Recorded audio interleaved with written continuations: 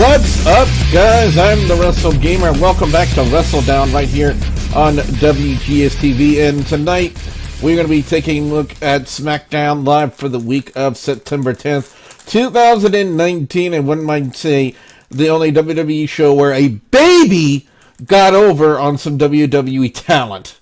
We'll talk a little bit about that later on in the show. But ladies and gentlemen, joining me tonight for the SmackDown Live review, you know him as the Studly Man, Ashley. Ashley, how you doing? Slightly confused. So, kind of like last night. No, I think I said the same thing last night, didn't I? Yes. Just generally confused. Maybe dazed and confused, although Richard Linklater might want to take my my rights for saying that. I don't know whether that's copyright. Probably. Well, Too bad I said it. Now, one thing to take note is earlier in the day today, it was announced by WWE that Elias was injured. We probably assumed that it happened at a house show, that he had an injured ankle and would not be medically cleared to compete in the semifinal match against Chad Gable. So we've been kind of left wondering all day long is how would WWE work this? What would they do? Would they put a replacement in there? And if they were, who was it going to be? WGS-TV reviews SmackDown Live, brought to you by Fruity Wipes. And anyway, The Undertaker would open up SmackDown Live this week to talk about some of his legendary encounters, calling Madison Square Garden home, and how he took a piece of what he called the Titans with him. Now, the direction of the promo could make one believe that The Undertaker would be announcing his retirement, but before he could finish his thought, out would come Sami Zayn, who for the first few minutes built up The Undertaker, only to make the comment that the future is here and now with Zayn, and that Taker should do the right thing and walk away. Taker's response, he would hand his mic over to Sami, but before leaving the ring, while on the apron, would turn and see Sami laughing, come back into the ring, and chokeslam the critic of the critics. I have to say, the only thing I have to say about that opening segment, Ash, no appearance from The Fiend, as we speculated about on last night's Raw review episode. That's where we go. Like Undertaker did that one time. He will never live it down. But what are your thoughts on this promo? Well, glad to see they sold tickets to the Garden for a show that's actually going to probably get viewers because it's not running against football. Well, you got a point there. It could have been something. Yeah, it could have been actually somebody that was an up and comer. Instead, it's a guy that's managing Shinsuke Nakamura. Because apparently Sami Zayn can't have wrestling matches. Now, I don't know why he can't have wrestling matches, but anyway, you could probably What I need to say is the ultimate truth. But there are always reasons. Okay.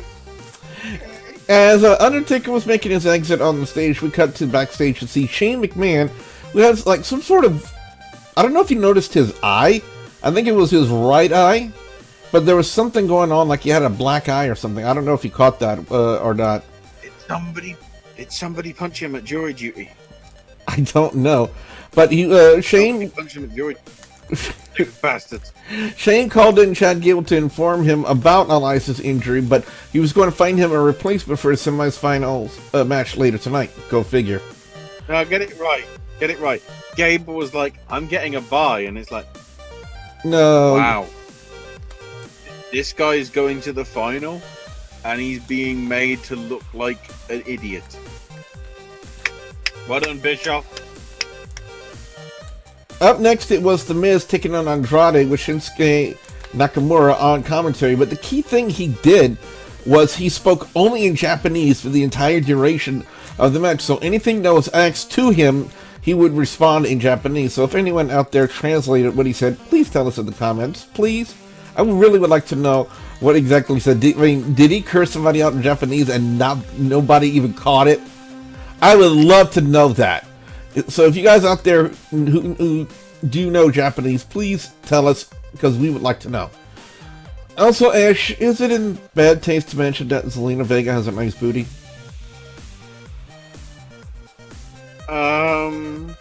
Considering that tomorrow is the anniversary of her relative dying, yes. Okay, that I didn't know. My apologies. No, essentially... Oh, come on. That's one of the big things about her. Is her booty? No, her relative died in 9/11. They made a big thing of it in Impact, didn't they? Every time. And I'm pretty sure they brought it up last year when it was around the anniversary when she was, with the company that time. So, yes. On this week, yes. Any other week, no. So you chose the wrong week, Billy. I'm sorry. Which is why I apologize for what I said. And also, please don't hurt me, Aleister Black. Essentially, this match was... That was the other thing I was going to get to. That was point 2. That was more... that makes point 1. That makes point 1 and 9/11 sort of salient compared to Aleister Black is going to murder you for saying that. Well, essentially, this match was used to make Miz look strong going into the Intercontinental title match at Clash of Champions this Sunday. Now, at one point, while they were on the outside, Miz would throw Andrade into Shinsuke and mock him. The finish of the match was Miz hitting the Skull Crusher finale on Andrade to pick up the win, but before Miz could celebrate, he was attacked by Nakamura, who put him down with a Kinshasa. Now, actually, when we look at this, and we look at WWE logic, and we look at Go Home Show logic, even though Miz got the win, he wasn't the one that looked strong in the outcome. It was actually Nakamura. So would you say that quite possibly we could be seeing a title change when it comes to the Intercontinental title? Considering how I always use the rule of thumb of whatever you see on television is exactly what happens the opposite on the pay-per-view, they seem to be dropping the hint that yes, after having the belt for a month, even though Sami Zayn I guess is supposed to be in his corner, well, they still promoted that he was supposed to be in his corner. Yeah, allegedly. Shane would once again find Chad Gable backstage and inform him and everyone that Shane himself would be Gable's opponent in the King of the Ring semifinals. By the way, is that promo the only way Matt Hardy can get TV time these days? Yes. Was it wonderful? Or was it obsolete? Both. Speaking of obsolete, up next it was Mandy Rose of Fire and Desire taking on Nikki Cross, who had that's a good segue, right? Who had Nikki Cross, who had Alexa Bliss in her corner. First off, for Mandy's promo, she may be eye candy to a degree, but her promo delivery was terrible. It felt like it was incredibly forced and terribly rehearsed. Secondly, Nikki and Alexa are face again? Weren't they heels like last week and then face the previous one? For God's sakes, Ashley, they flipped these two more than a stack of pancakes. No. You made the wrong pair. They flipped more than Big Show. Okay. Well, there's really not much you could say about this match other than the finish was Nikki with a schoolgirl pin on Mandy to pick up the win. So again, going by your logic from what you're saying, that what we see on TV, we will see on the pay-per-view and reverse, you believe now that Alexa and Nikki are going to be dropping the titles come Clash of Champions. That's why I'm worried. But then, of course, we get the lesbian angle, because Stephanie wants the lesbian angle. And if you're going to do it, you got to do it on Fox, because isn't that the station where this is up? Okay. I don't know American television. All I know is they get it on Amazon for free. So, whatever. Backstage, Bayley was gearing up when she would get confronted by Ember Moon, who questioned Bayley's actions pertaining to her attacks on Becky Lynch and how she was being influenced by the return of her best friend Sasha Banks, which led to Bayley making a challenge to Ember for later in the night. Up next, it was Heavy Machinery squashing Johnny Silver and Alex Keaton. Do I really need to go into details about the squashing? Ashley, please don't make me talk about it. Please don't make me talk about Otis's caterpillar with his shoulder straps down. Please don't make me talk about it. I'm more interested in that shake that he did backstage. It was healthy though. That was the weird thing. It was actually like fruit and stuff, and like. But what was he doing with the banana? People might actually drink. Don't ask about the banana. There's always money in the banana up an orifice. I mean, sorry, banana stuff. Shane would call Kevin Owens to talk about forgiving the $100,000 fine, and Shane said that he would, and then put a referee shirt on Kevin Owens and said if he did one job properly, which led us to believe that was going to be a possible screw job come the semifinals King of the Ring match. Eric Rowan was out there next to cut a promo on how he wasn't going to be controlled by anyone and how people feared him. Something to that extent, I don't know. Maybe it's just me, Ashley, but Rowan isn't exactly known for his promo skills. True. You know, and that's why they sort of cut it somewhat short and let his actions speak louder than the words. Yep, and what were said actions? Why, Roman Reigns would make his presence known, and then the fight was on. Rowan and Reigns fought through the crowd and back, and at one point, Rowan picked up a random guy in the audience, aka The Plant, and then threw him into Reigns and the security guys. The fight would eventually make its way to the stage where Rowan would take the camera and threw it into Reigns and company. After all that, the announcement was made that their match at Clash of Champions was now a no disqualification. Psst. Hey Eric, your last name is Rowan, not Roman. Just thought I would tell you that. He went to the board, you know, that had those like the old school things that you get at the cinemas. Mm-hmm. The M turned upside down and turned into a W, and that's how he got his name. Up next, it was Bayley taking on Ember Moon with Charlotte Flair on commentary. Now, here's the confusing part to me, other than heel Bayley not being in booty shorts. Charlotte's the heel, supposedly. And so is Bayley. She's the face. Wait, since when? Charlotte is the face. When did she become the Charlotte face? Is the when Bayley attacked her.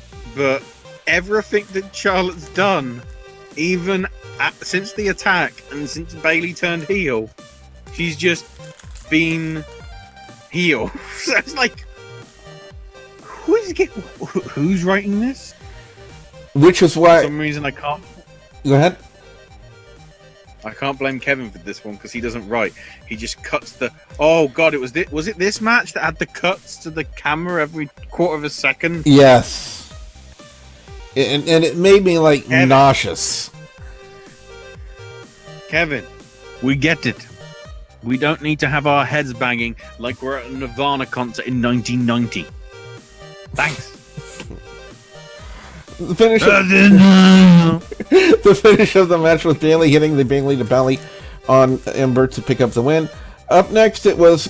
By the way, they were bigger. Anyway, up next, it was Kofi Kingston out there to talk about one of his memorable moments in Madison Square Garden when he put Randy Orton through a table 10 years ago and then declared that Orton was going to get more of the same come Clash of Champions. Then we would hear about 1,376 stupids before we would see Randy Orton. Orton was out in the crowd and then proclaimed that he was going to be champion once again, which led to Kofi leaving the ring, going after Orton in the crowd, who was concealing a steel chair, and hit Kofi with it.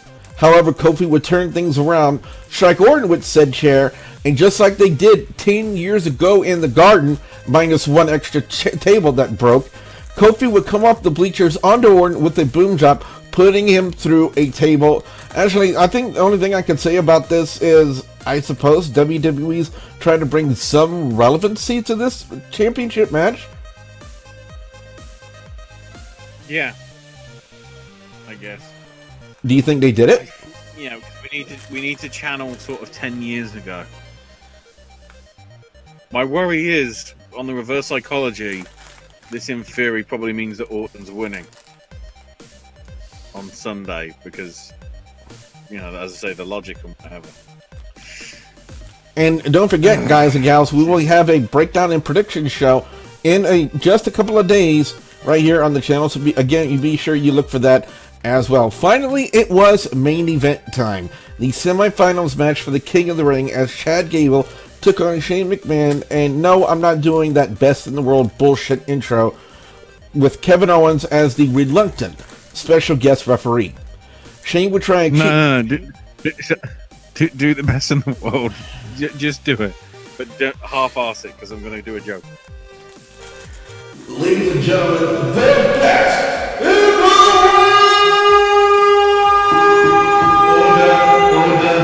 Mr. McMahon, you're in a courtroom.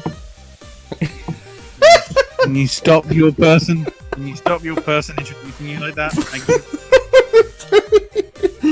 Shane would try a cheap shot on Gable, but Gable turned it Order in the court. Stop lifting that baby. Shane would... Alright, hold on.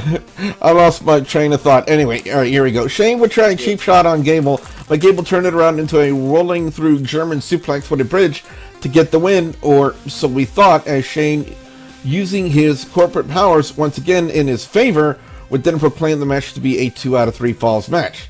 Now, for the majority of the second fall, Owens was doing his best to help Shane and screw over Gable every chance he got, but Gable kept kicking out.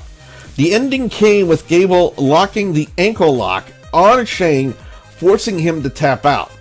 However, another noticeable change. For the past several weeks, in fact, since the inception of this King of the Ring tournament, it was been promoted that the finals were supposed to take place at Clash of Champions. However, after Gable would pick up the win, it was then changed and promoted that the finals are to take place on Monday Night Raw next week. So why WWE made this change, I don't know. It must have been something to do with either Vince wanting a rewrite or something not going right when it comes to... Is it because he realizes that, oh fuck, it's Baron Corbin versus Chad Gable? Their pay-per-view draws are, nope. I honestly think that's the case. It's like, if we put that on a pay-per-view, people are just going to not give a shit about it. Instead, the match they're not going to give a shit about is, damn it, I haven't got the card in front. After the match, however, one last thing to take note from SmackDown Live this week is that Shane would then level Kevin Owens from behind and proceeded to fire him to end SmackDown Live this week. So what does that mean now for the future of Kevin Owens?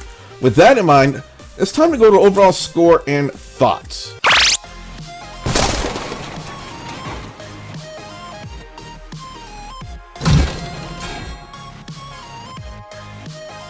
With no appearance by Wyatt, I'm left wondering if some of the people tonight actually rioted. WWE certainly played up to the nostalgia factor with Stone Cold on Raw and The Undertaker on SmackDown Live. Now, I'm not saying there's anything wrong with having two legends on back-to-back shows, but you can't count on them to put butts in seats on a weekly basis. SmackDown Live this week, unfortunately, it's going to get a 2 out of 5, with a best match of the night going to, you're going to hear me say it, Bayley versus Ember Moon. Yeah, that's how uninteresting the rest of this go-home show was. Worst segment of the night goes to Otis taking down the shoulder straps from his singlet before connecting with the Caterpillar. Nightmares! Nightmares! Nightmares! Nightmares! Nightmares! Ashley, take it from here. Overall score on thoughts, please, while I cry.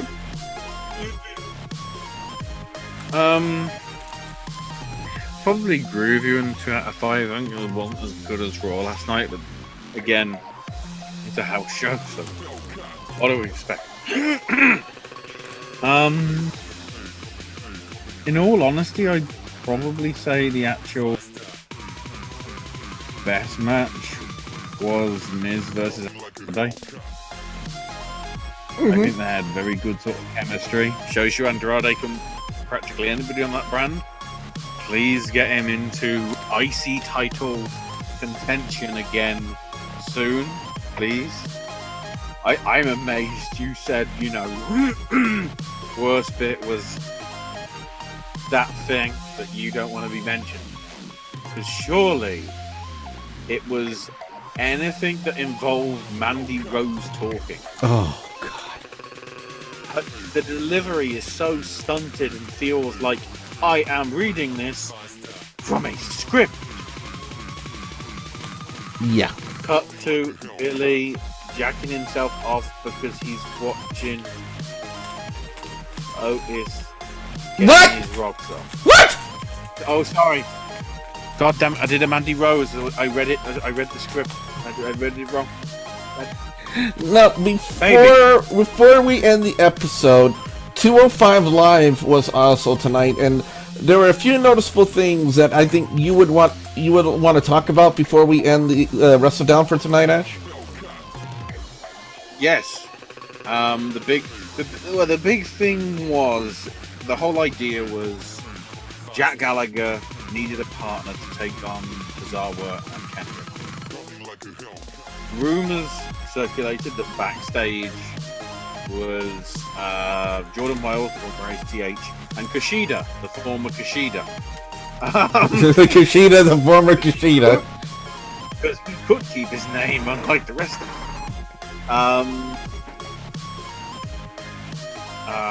And it turned out the one that got the nod was Kushida, and then I realized, wait, Kushida versus Akira Tozawa? Oh, I'm going to be doing a notice in a minute.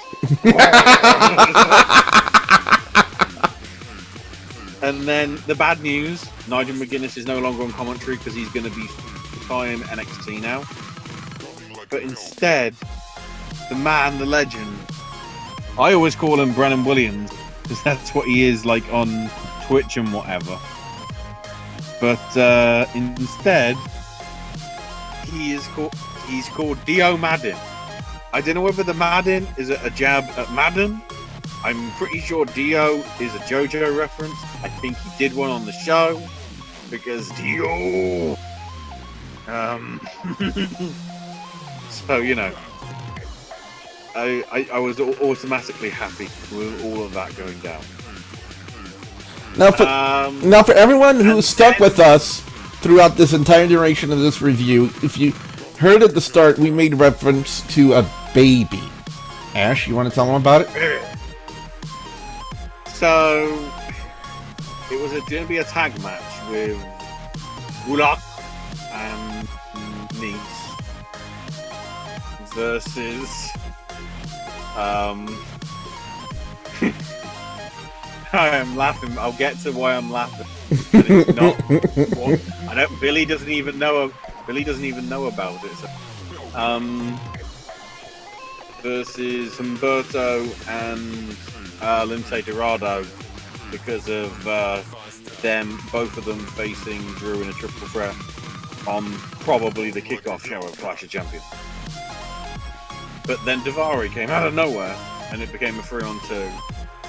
Gran Metalica of people came to the save because Kalisto not allowed because he's not from Mexico. And I tell you, that's probably going to be the plot point as to why suddenly he turns on the group. Which is fine and all, but I somehow think that might happen. Anyway,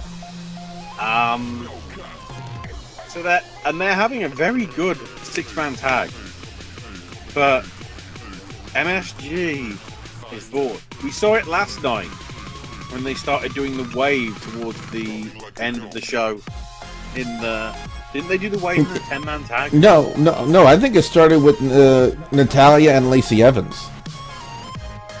I think it was more. Yeah, but I noticed videos of it during 10-man as well. On the medias and socials. Which I think is a technical term. Might be.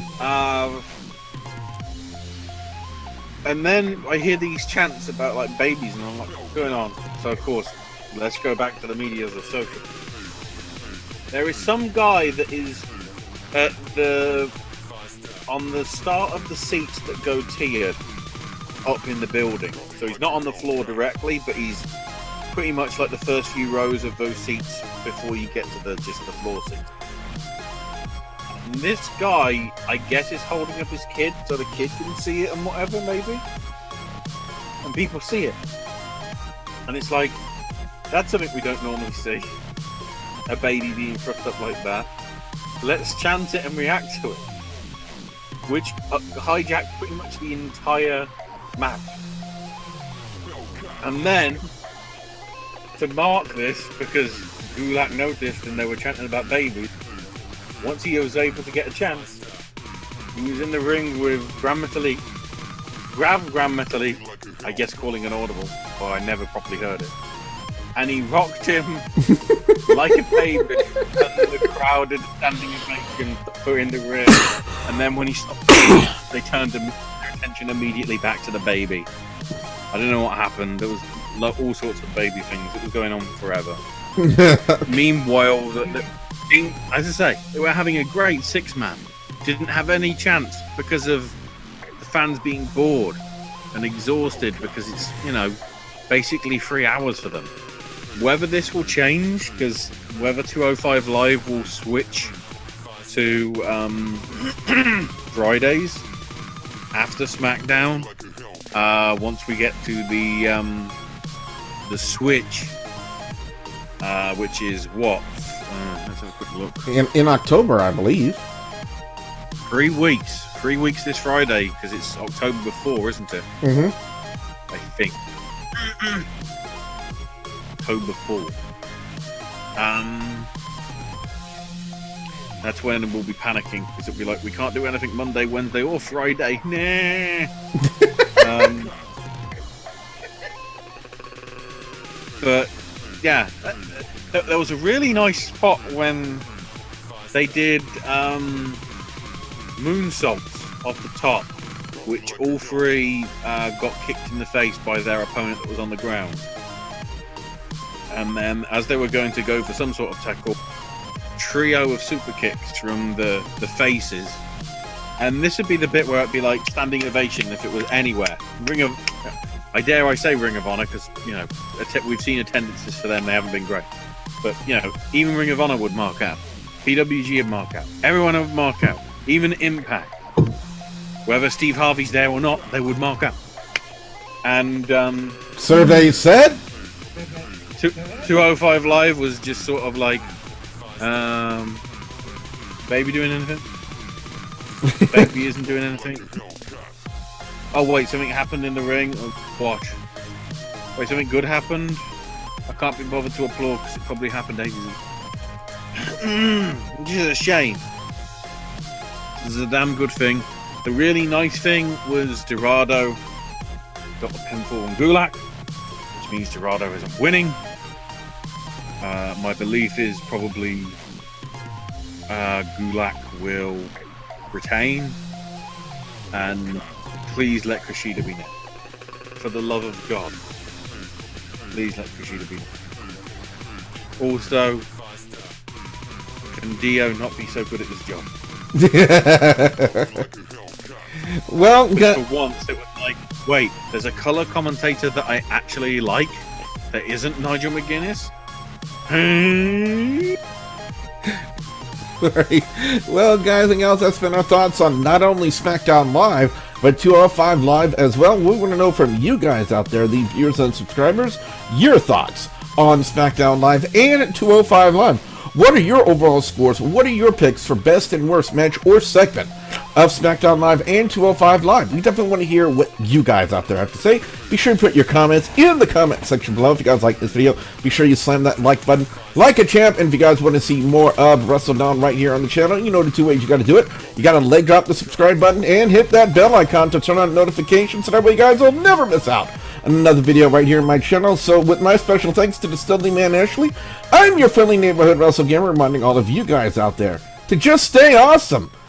Bye, guys! Hey, we want some baby. No, we don't want Bayley.